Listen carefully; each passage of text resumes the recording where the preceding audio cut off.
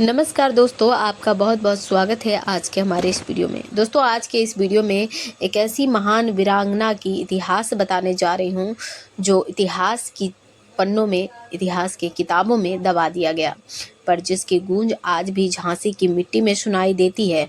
वह वीरांगना जिसने अपना नाम नहीं बल्कि रानी लक्ष्मीबाई का नाम अमर कर दिया। वो औरत जिसने झांसी के किले की दीवारों पर अपना खून बहाया ताकि देश की आज़ादी की पहली लौ बुझने न पाए। जी हाँ दोस्तों, हम बात कर रहे हैं झलकारी बाई की। वो औरत जिसने अंग्रेजों को धोखा दिया, खुद को रानी लक्ष्मीबाई के रूप में पेश किया और अंग्रेजों को यह विश्वास दिला दिया कि रानी किले में है, जबकि असली रानी उस समय झांसी से बाहर निकल चुकी थी। पर इस कहानी में सिर्फ युद्ध नहीं है, इसमें छल, सस्पेंस, समाज का अन्याय और वह सच्चाई जिसे इतिहास ने चुपचाप मिटा दिया। जी हाँ दोस्तों, इस आत्मकथा को शुरू करने से पहले आपसे निवेदन है कि अगर यह कहानी, यह वीडियो पसंद आए तो प्लीज़ चैनल को सब्सक्राइब करें, वीडियो को लाइक करें, वीडियो को शेयर करें और कमेंट करना ना भूलें। तो दोस्तों चलिए वीडियो की शुरुआत करते हैं। दोस्तों, एक ऐसी औरत की दास्तान जो मिट्टी से उठी पर इतिहास के आसमान पर अपनी पहचान बना गई। बहुत साल पहले की बात है, सन 1830 के आसपास का समय। झांसी के पास एक छोटा सा गांव था, भोजला। वहीं एक बच्ची झोपड़ी में खेलती थी। एक छोटी सी बच्ची झलकारी बाई लड़की बाकी लड़कियों जैसी नहीं थी। दूसरी लड़कियां गुड्डे गुड़ियों से खेलती थी, पर झलकारी लकड़ी की तलवार बनाती थी। वो अपनी माँ से नहीं बल्कि अपने पिता से सीखना चाहती थी। दोस्तों, झलकारी बाई की माँ का देहांत उनके बचपन में ही हो गया था। आपको बता दें दोस्तों, वो बाकी लड़कियों जैसी नहीं थी। वो अपने पिता से सीखती थी कैसे बैल चलाते हैं, कैसे संभालते हैं हल और कैसे झेलते हैं तूफान। लोग उसे देखकर हंसते, अरे यह तो पगली है।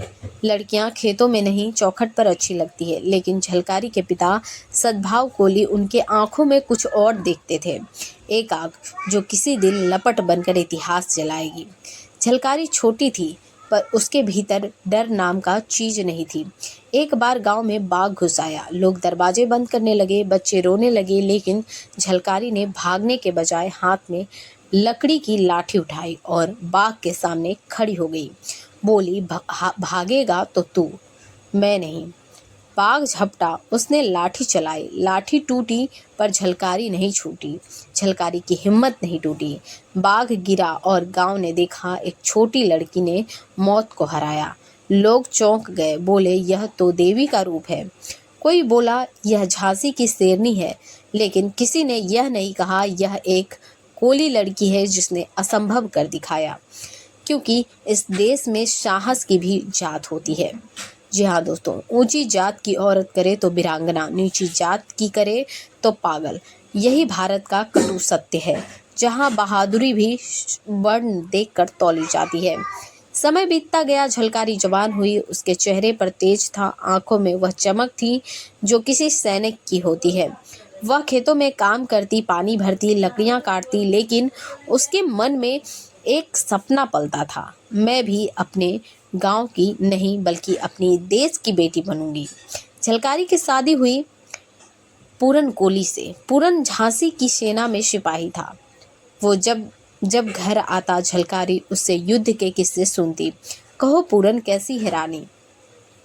पूरन गर्व से कहता, हमारी रानी तो आग है, तलवार की धार जैसी तेज। झलकारी की आंखें चमक उठती। वह कहती, अगर रानी तलवार उठा सकती है तो मैं क्यों नहीं। पूरन मुस्कुराता, रानी राजघराने की है, तू गांव की औरत है। झलकारी शांत स्वर में बोली, अंग्रेज की गोली जात नहीं पूछती।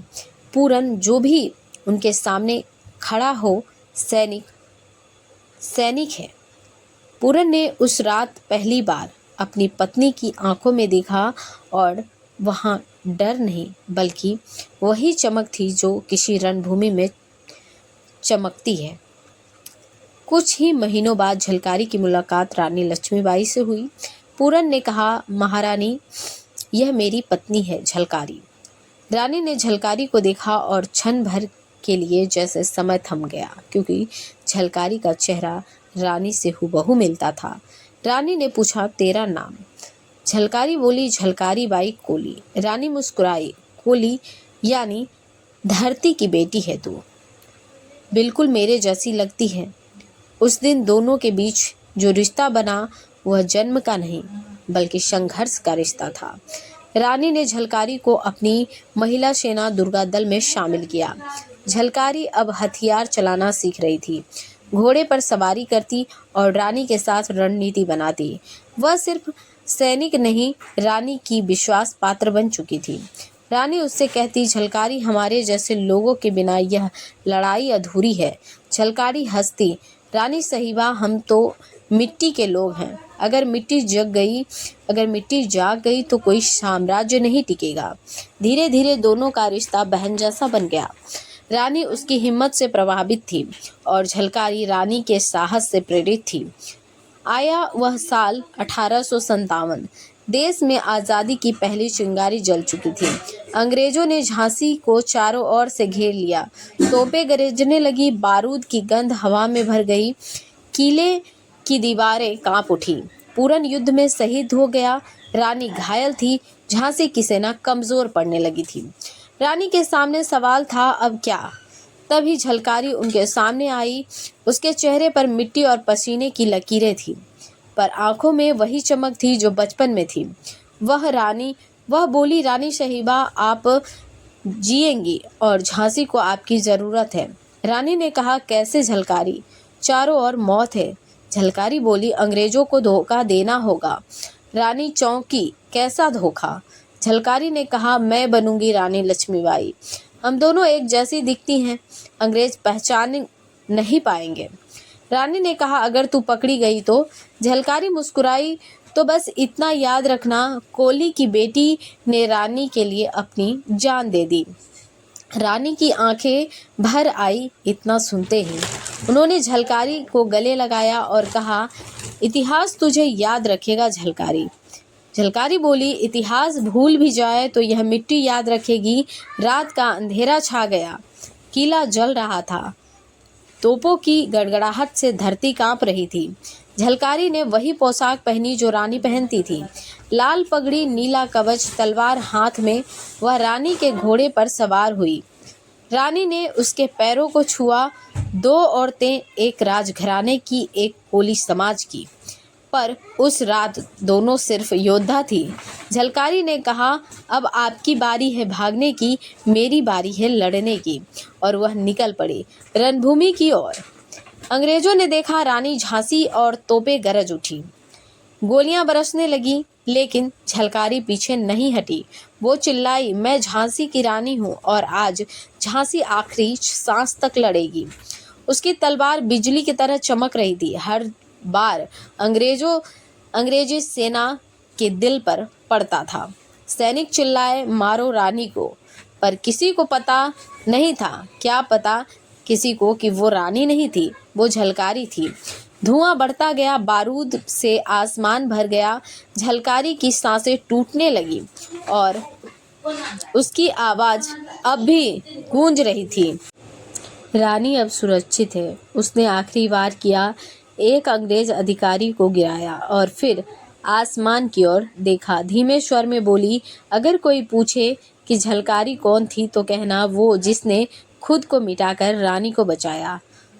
तोप चली, आग और धूल मिल गई और उसी पल इतिहास ने करवट ली। सब कुछ धुआं धुआं हो चुका था। झांसी का किला राख बन चुका था, दीवारें टूटी पड़ी थी और हवा में बारूद की गंध थी। अंग्रेज सैनिक जले हुए किले में घूम रहे थे। वहीं कहीं लाशें बिखरी हुई थी, कहीं खून के निशान।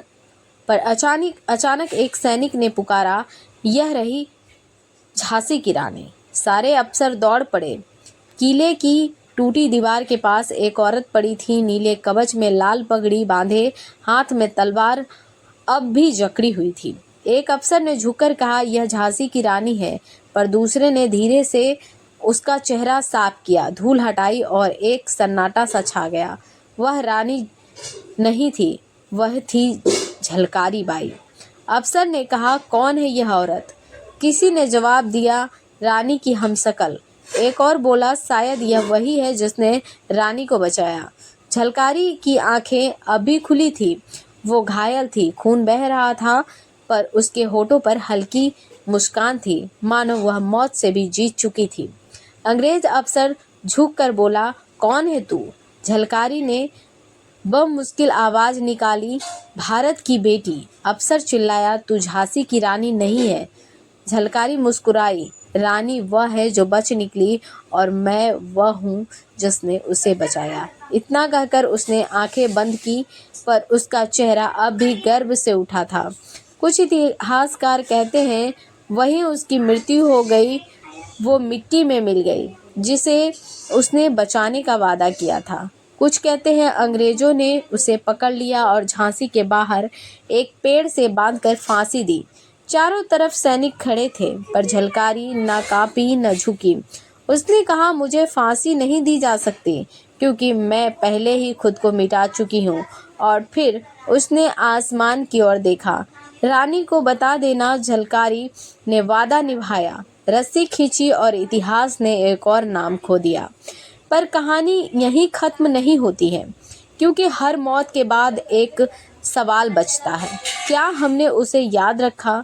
समय बीतता, ब्रिटिश राज मजबूत होता गया, औरतों के नाम मिटा दिए गए, दलितों, बहुजनों, कोलियों की कहानियां इतिहास की किताबों में गायब कर दी गई। देश की आज़ादी की कहानी बस राजाओं और रानियों के नाम तक सिमट गई और झलकारी बाई का नाम धीरे धीरे मिट्टी में गुम हो गया। गांव के बुजुर्ग कभी कभी कहते हैं, हमारे गांव में एक कोली औरत थी जिसने रानी की जान बचाई थी, लेकिन स्कूलों की किताबों में उसका नाम कहीं नहीं था। जिसके हाथों में इतिहास की कलम थी, उन्होंने तय कर लिया कि कौन याद रहेगा और कौन नहीं। इतिहास की इस साजिश का नाम था वर्ण व्यवस्था, जहां जात, धर्म और सत्ता ने मिलकर तय किया कि नायिका कौन होगी और गुमनाम कौन। झलकारी बाई को इतिहास ने नहीं भुलाया, बल्कि जानबूझकर दबा दिया, क्योंकि अगर एक कोली औरत को याद रखा जाता तो इतिहास का ऊंच नीच का ढांचा टूट जाता। पर मिट्टी ने उसे नहीं भुलाया। हर बार जब झांसी में बारिश होती, लोग कहते यह झलकारी के आंसू है। हर बार जब कोई औरत पर अत्याचार के खिलाफ खड़ी होती, तो लगता उसमें झलकारी की आत्मा बोल रही है। साल गुजरते गए, देश आज़ाद हुआ, पर क्या सच में सब आज़ाद हुए? क्योंकि आज भी किताबें वही कहानियाँ सुनाती है जिन्हें सत्ता ने लिखा। आज भी वीरता की परिभाषा वही है जिसके पास नाम है, पद है, वंश है, लेकिन झलकारी बाई का नाम अब धीरे धीरे लौट रहा है। उसकी कहानी फिर से जिंदा हो रही है, क्योंकि आज की औरतें, आज के बहुजन, आज के किसान सब उसके संघर्ष को अपने भीतर महसूस करते हैं। झांसी में अब उसकी प्रतिमा खड़ी है। दिल्ली में अस्पताल उसके नाम पर है। भारत सरकार ने उसका डाक टिकट जारी किया है। पर क्या इतना काफ़ी है? क्या कुछ मूर्तियां बना देने से इतिहास का अन्याय मिट जाता है? नहीं, झलकारी का असली सम्मान तभी होगा जब हर बच्चा, हर स्कूल उसका नाम उसी गर्व से ले जिससे रानी लक्ष्मीबाई का लिया जाता है। क्योंकि अगर रानी लड़ी थी तो झलकारी ने उन्हें लड़ने का मौका दिया।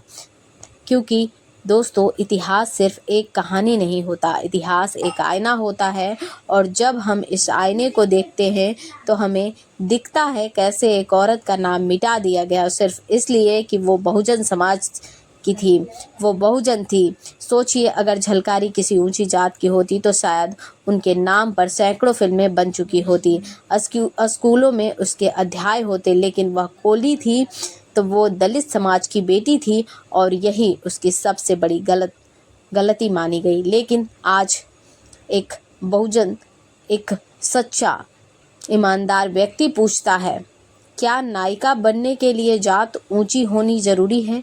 क्या खून का रंग ऊंच नीच में बढ़ता है? क्या इतिहास अब भी उन हाथों में है जो दूसरों की कहानियां मिटा सकते हैं? झलकारी बाई की कहानी हमें बताती है, वीरता किसी खून की नहीं होती, वह इरादों की होती है। वह मिट्टी की होती है और इस मिट्टी की बेटी ने दिखा दिया कि औरत अगर ठान ले तो साम्राज्य की नींव हिला सकती है। कुछ लोग कहते हैं झलकारी बच गई थी। अंग्रेजों ने जब पहचान लिया कि वह रानी नहीं है तो उन्होंने उसे छोड़ दिया। वह जंगलों के रास्ते भागी और बुंदेलखंड के किसी छोटे गांव में अपनी बाकी जिंदगी सादगी से बिताई। वह खेतों में काम करती, लोगों के झगड़े सुलझाती और बच्चों से कहती, तलवार से नहीं अपने इरादों से लड़ना सीखो। वह कहती, इतिहास लिखने वाले हमें भूल सकते हैं पर